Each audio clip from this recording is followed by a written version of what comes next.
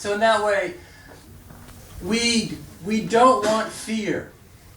Which Swami Prabhupada once was asked, Srila Prabhupada, what do you experience in Krishna consciousness? Or when you chant Hare Krishna, he goes, freedom from fear. So we want peace in our life. So I'll read the verse before I forget to, and then we'll make some commentary, and I haven't forgotten your question, okay? I'm going to read from chapter 2. This chapter is entitled Contents of the Gita Summarized. And let's see what verse. We can read text 66. Nasti buddhya yuktasya nacha yuktasya bhavana nacha bhavayan shantir ashantasya kuta sukham. Translation. One who is not connected with the Supreme and Krishna consciousness can have neither transcendental intelligence nor a steady mind, without which there is no possibility of peace. And how can there be any happiness without peace? Purport. Unless one is in Krishna consciousness, there is no possibility of peace. So it is confirmed in the 5th chapter, 529, that when one understands that Krishna is the only enjoyer of all the good results of sacrifice and penance, that he is the proprietor of all universal manifestations, and that he is the real friend of all living entities, then only can one have real peace. Therefore, if one is not in Krishna consciousness, there cannot be a final goal for the mind. Disturbances is due to want of an ultimate goal. And when one is certain that Krishna is the enjoyer, proprietor, and friend of everyone and everything, then one can, with a steady mind, bring about peace.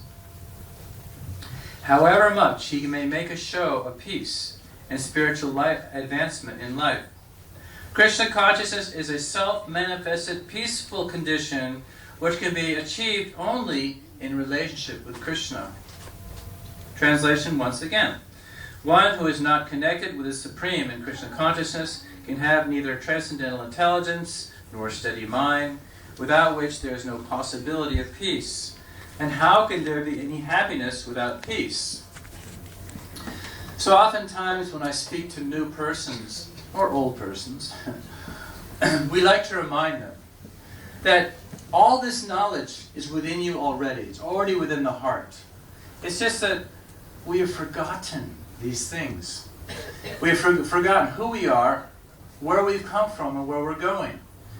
So there's a tendency to think that as we've forgotten, we may have various samskaras or habits from a previous situation. We bring them into our present situation, and we may develop, even practicing Krishna consciousness, some bad habits. In other words, we are training people when they come. There's various principles you follow. There's various types of prayers that you follow, because if you put a rod in the fire, it becomes like the fire. So it's very, very essential that we develop good habits. We add spiritual. These programs are very nice for good habits. There's katha, there's spiritual sound, and there's spiritual food. And Prabhupada once said, if you can't appreciate shabda, or spiritual sound, or if you can't appreciate the sangha, birds of a feather flock together, but if you at least accept prasad, then you can at least eat your way back home, back to God. It's a very important principle. This food, which ordinarily would generate karma, because it's offered to the Absolute in love and devotion, it has a transcendental nature which makes us very, very peaceful. Over many years, I've seen persons with different material habits. They weren't so much attracted to the bhajan or the chanting, but the food. I remember when I was a bhakta, when I first came to the temple, a little bigger than this, San Diego. And I remember exactly, there was peanut butter halava, and there was nice sabji, and there was nice, can you imagine this? I don't know if you have this, mint, carob chip sweet rice. Do they have mint carob chip sweet rice for the pleasure of Shishi Radha Landanishvara? Not yet. Huh. Ah, okay, let's see. This is why I've come. You see, the deities sometimes speak to the Swami. I do a lot of private worship. Actually, in the worship of Krishna, in the private world, the Lord will, see, in a temple you have various upacharas, offerings that you make that are for what Krishna likes in Aishvarya feature, or a feature of kind of like getting to know you. I'll use that term. But in a more intimate capacity, as you serve Krishna, the deity will interface with the devotee, like on book distribution. The Supreme will empower you, even like I'm saying now, hopefully, that I can answer questions that many people haven't asked. Now, how do I know? It's not that I have mystic power. But Krishna says that Dhammi Buddha Yogam Tam, there's intelligence that comes. So when you try and serve the Absolute, then wonderful miracles can happen. But we have to overcome this one difficulty, is fear. It's like I came in it's funny, I was laughing yesterday, I just came from, I went from Calcutta to Delhi, Calcutta immigration. There was one man, he was a Sikh. And the Sikh tradition is more or less an approach toward the Supreme as protectors or a Kshatriya, like that. So there was one old man in a wheelchair, old Sikh, very old. He must have been around 95. And when the body gets that old, very fragile. And I was thinking, even when he was packing his bags, like they checked the bags and he sat down on the chair. In other words, the what do you call the trolley for your bags. So I was thinking, what is such an elder man doing traveling?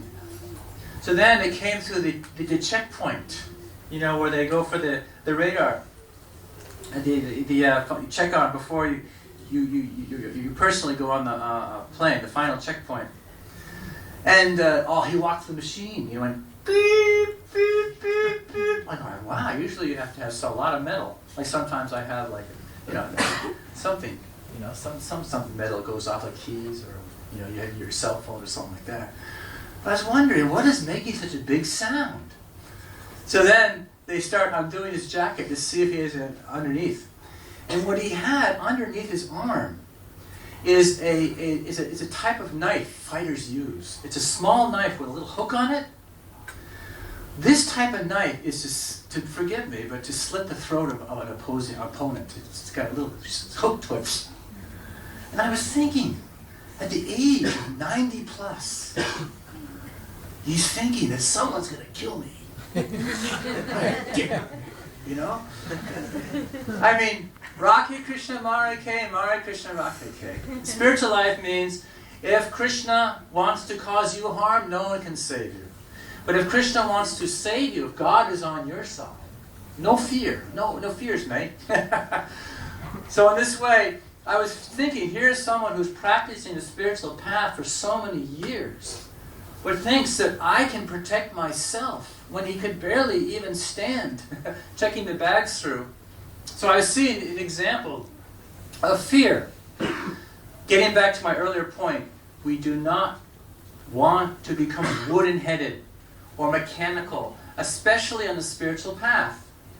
That is why it's so important to understand these different experiences that come our way as an important lesson of how to see dynamics in our life, how to see the presence of God in a very direct way. And even if you're here for the first time, to understand that majesty, that actually the body is temporary, yantraru nani maya. We're seated on a machine made of material energy. So the body's temporary, and even looking at the body is very mystical. Just how the body works, how the eye can focus, far better than any Nikon camera. How there's mystical aspects of how the body can heal. So in this way, when we appreciate the Absolute's energy, because first we have to understand energy, then we can understand that behind energy is an energetic source. There's personality.